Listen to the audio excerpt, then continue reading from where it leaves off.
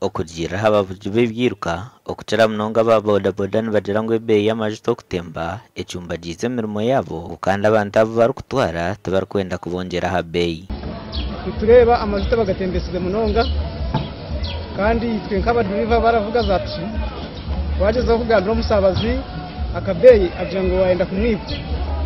So twaturashaba ababuzunanizibwa baratwataho batugambirire yiraka mu government bagezeho bacendeza akabeeyi k'amajuta. Abantu bagira ngo cyo kubashasha no kushanga ngo kabagari hankumina na Rwanda ngo bito bwa hati nibatangara kugura amajuta 53 konka kuruga uko mu kwezi kwa tugiye mu kwamara kuruga mu kwezi kwa musanze kwa mukagomo amashanibwe mugahindukiye.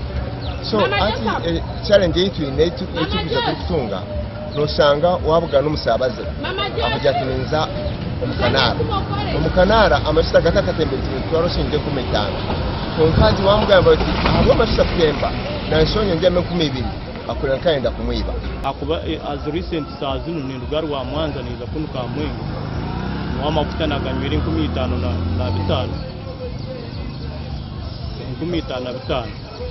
mwenu nichoreka omuntu obere no leta kuno omutwaro gumwe ni tweka namugambire emitwaro 2 yanyoreka ngo namwiba. Abo bwahatano bagira ngo ahubwo kweyongera kw'emihendo y'amajuta nibaza kongeza ebeeyi okutanaho neje twireho N'abasabaze nabo turimo no imbere turimo niyo barumu twatubentwara 200 utsakongera 5 ninga 10 ukabanza mushobora n'abacenga wari bayaremeraho noza kuriskindo kumutware ako nabo bari kubi imbere turimo niyo barumu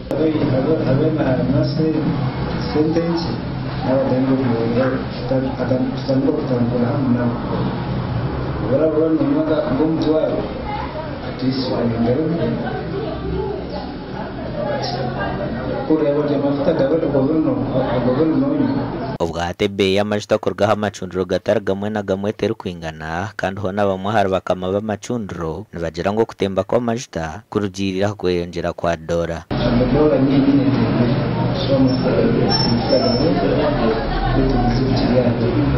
Ubwate ebeeyi y'amajuta nitekwa kweyongeraho beeyi kandi abavuzi b'ebyiruka nibashaba gavumenti hamwe n'abebembezi okubahwera omu nshonga egi obu bagumize ngo abingi babasa kurema emirimo yabo. Gashakwa Anthony Twine.